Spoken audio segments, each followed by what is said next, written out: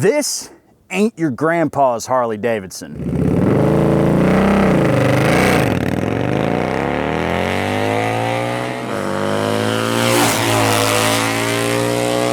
Imagine for a moment you're a guy from Wisconsin. Let's say your name is Mike. You just got done drinking a spotted cow and watching the Packers whoop up on the Bears, and while your wife's making the weekend tater tot casserole, you walk out to the garage and look at your Electra Glide. It's proudly made a few miles down 94 because you probably live in Madison. It's not like you're gonna live in some hick town like Ashwaubenon. But while you're out there, you hear your neighbor, let's call him Mike, roll up on his own motorcycle. You wander out there, lean on the fence, and he's got some Harley you ain't never seen before. You go, "By gosh, Mike, that's some fancy-looking machine you got there." Mike turns around and says, "Oh yeah, it's a V-Rod." Then you go, "Mike, I eat off of Harley Davidson plates every night, and I ain't never heard of no V-Rod." Mike turns around and says, "Oh yeah, it's the new one." You go, "Oh yeah?" And he says, "Oh, you betcha, yeah." Yeah.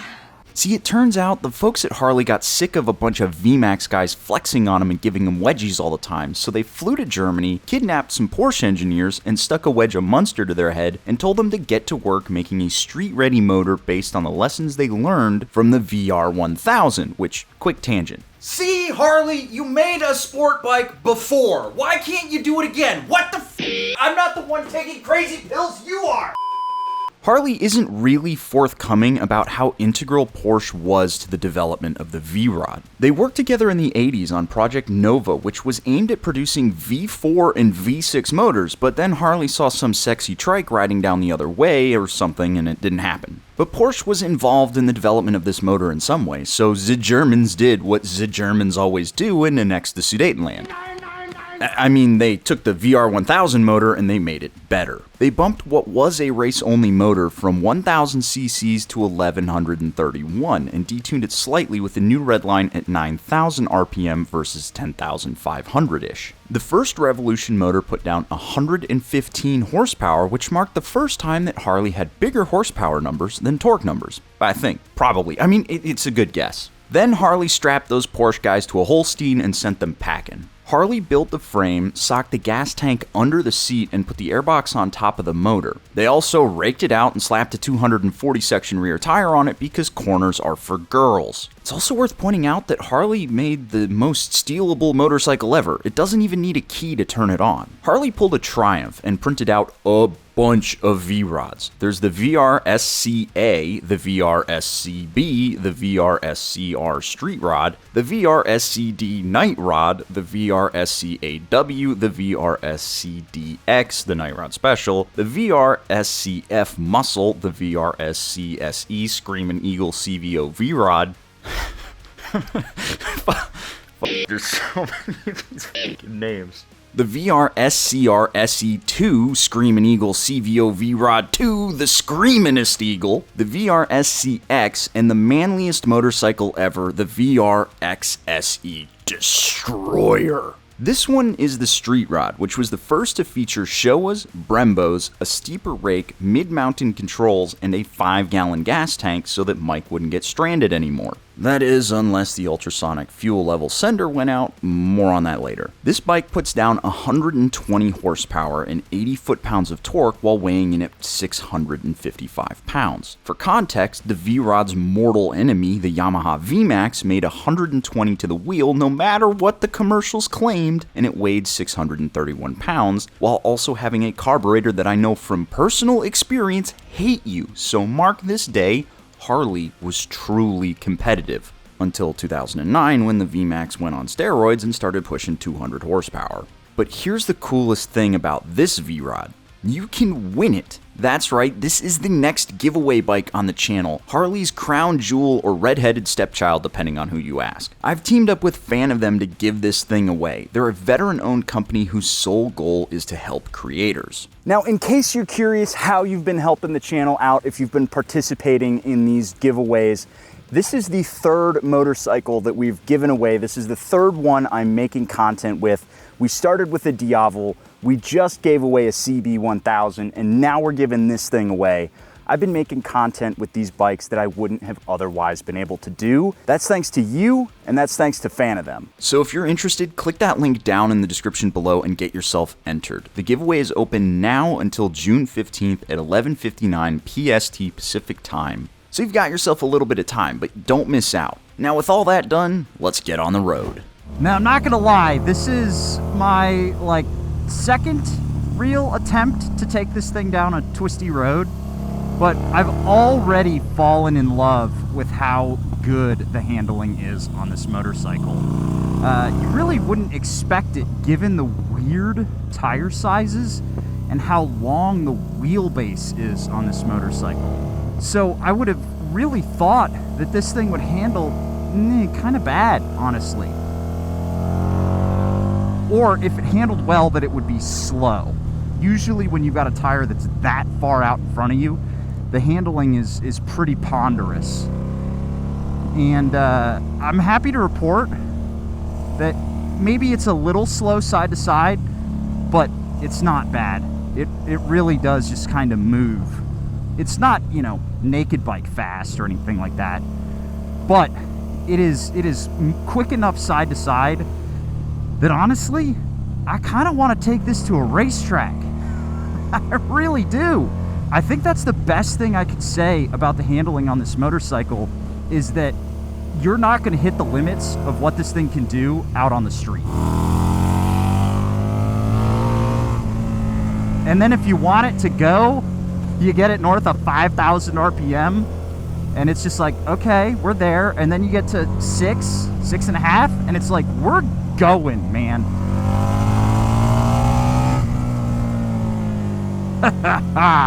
And man, does it sound good. Oh. It sounds like a goddamn Ducati. It sounds so good. Oh, and those brakes, man, do they feel good. I really do think, honestly, that because these are, first of all, they're radial mount Brembos, right? Or not radial, they're axial mount Brembos. They're Harley branded, of course, but these are Brembo calipers. However, huge problem that we see on a lot of Harley Davidsons is this stupid fucking master cylinder. So the braking performance, even though we're on steel lines, it's really let down by the master cylinder here.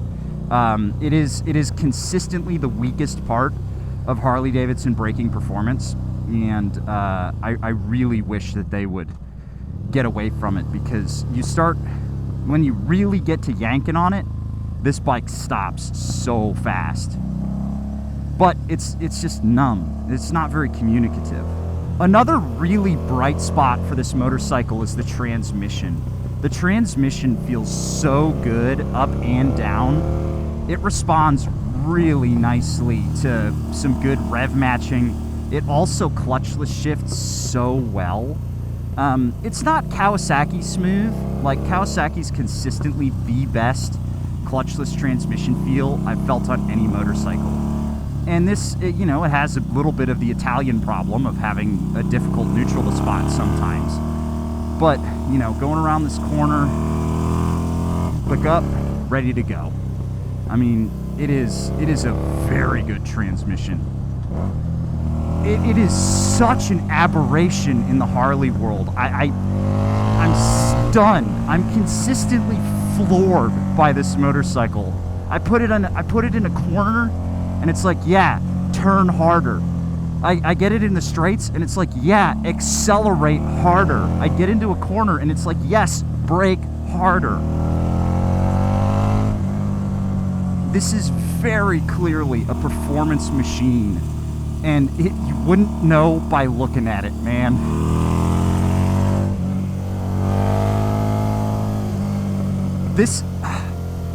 I honestly think I've got a new favorite Harley Davidson. I really do. But I could sit out here sucking this bike's dick all day, but let's get on the side of the road and talk about some more detailed pros and cons. Now, you did hear me gushing about it on the road, but I need to talk about this engine just a little bit more.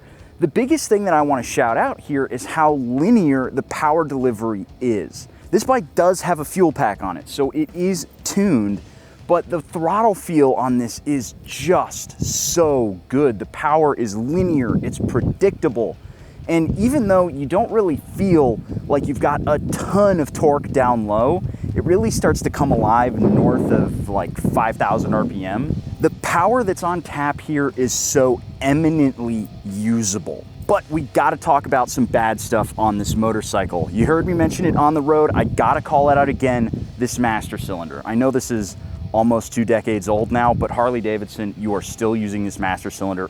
Stop it. Another thing, this bike needs fully adjustable suspension. It's such a bummer that it doesn't have it. I mean, it's pretty well sprung for the factory. I actually had my wife on the back of this while we were cruising around at MotoGP.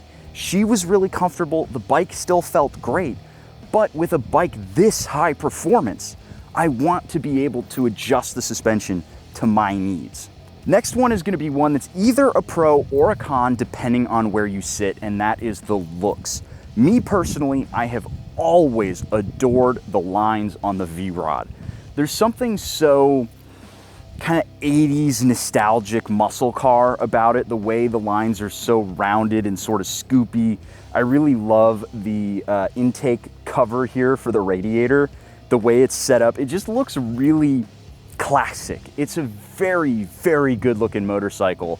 And I do notice, because the pipe isn't that loud at a stop, I'm catching a lot of eyes.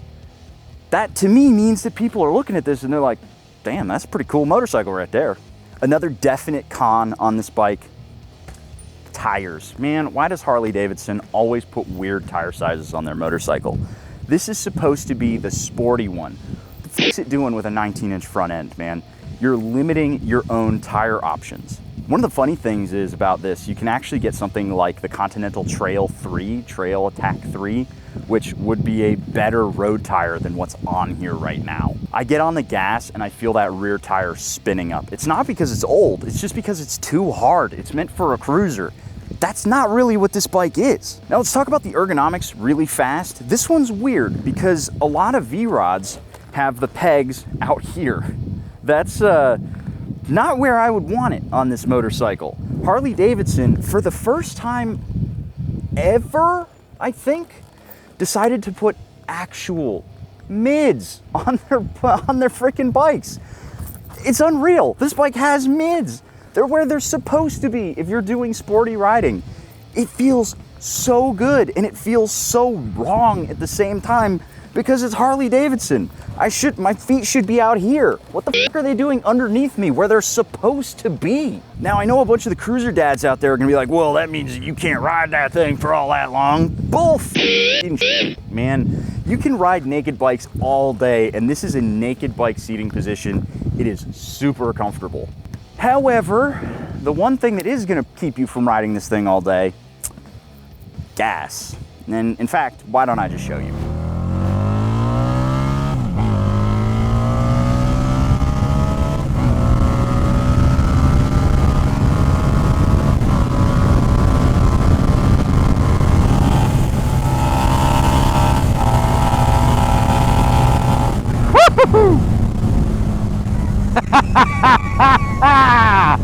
Oh man. Oh man. Who the fuck, man? A Harley pulling that hard and sounding that good on the pipe. Wow. I gotta say, it is really impressive pulling this motorcycle through 5 years and just feeling it rev out. It doesn't feel like a Harley. This is truly something unique. It's one of the most bizarrely impressive bikes I've ever sat on. And another thing that makes it feel that way is just how good it is on the highway. I'm right now cruising down the toll road at about 70, and the bars are buttery smooth. The motor is so well balanced that I'm just feeling these teensy tiny little pulses through the bars. And I'm in 5th gear, the top gear. Still have plenty of power on tap. in that sense, it does feel a little bit like a Harley. You know, it's got a ton of torque just on tap, ready to go in top gear. That's the usual way that a lot of big Harley bike guys use the power. You know, a little bit low down in the power band, it's just sitting there, and then they whack the throttle wide open and they let the torque happen. And yeah, that's a completely fine way to ride this motorcycle. We're going about 75 at about 5,000 RPM. And there's still enough torque on tap that you can just, you know, pick it up. But the weird thing that happens with this motorcycle, oh boy, it's never fun when the gas light comes on. Because when the gas light comes on, you never know whether or not you've got like 2 miles left or whether or not you've got no miles left. So it's a little bit rough sometimes. Well, there's a gas station in about 2 or 3 miles, so assuming that I make it, let's talk about the rest of the highway performance of this motorcycle.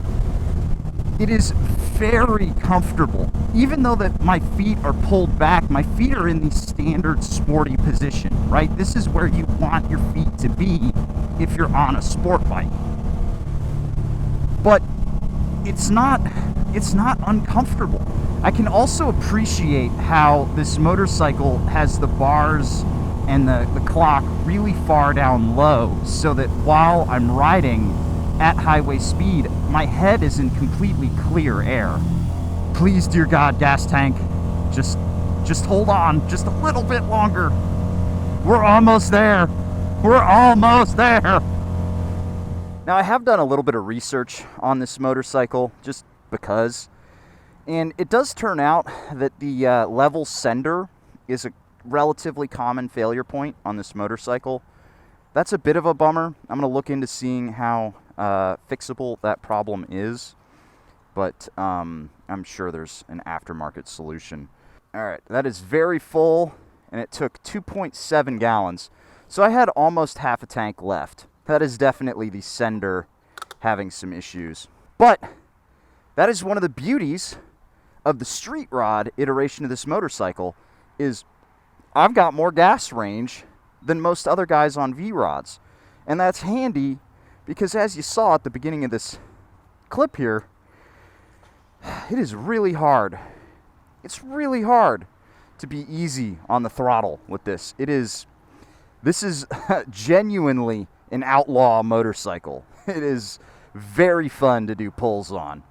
But this is about the least interesting place you can put this motorcycle, so let's go put it back in the Twisties. Alright, let's wrap this thing up by lowering some property values, shall we? Running this thing through some high-dollar neighborhoods and getting the cops called on me. That's basically exactly what the V-Rod was built for, you know? The thing that I'm realizing about this motorcycle, the more that I ride it, is that this is perhaps one of, if not the most rebellious Harley in a pantheon of motorcycles built for rebels. You know, Harley-Davidson points itself out as like the counterculture bike, right? The Harley-Davidson is what you get when, you know, you're mad at your dad and you've got to show off how impressive you are to everybody else and how you don't go with the grain. The individualistic, rugged exterior of a Harley rider is literally everywhere on their marketing. But the sad irony of it is that it's road glides and street glides, you know? There's nothing less rebellious than a road glide. It is no more or less rebellious than a Rebel 500. But if you want to have that image about yourself, that's fine. That's totally fine. I'm not dogging on you for thinking that way. I'm just that's the reality of it. Not the V-Rod.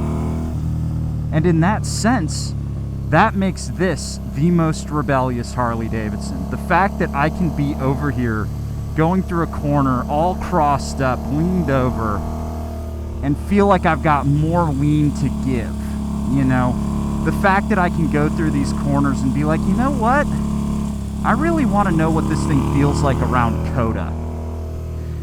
And then I could take it to Coda and not feel out of place, you know? That is the true rebellious nature. And that's what the V-Rod is. The V-Rod is the rebel's motorcycle among the Harley-Davidson lineup.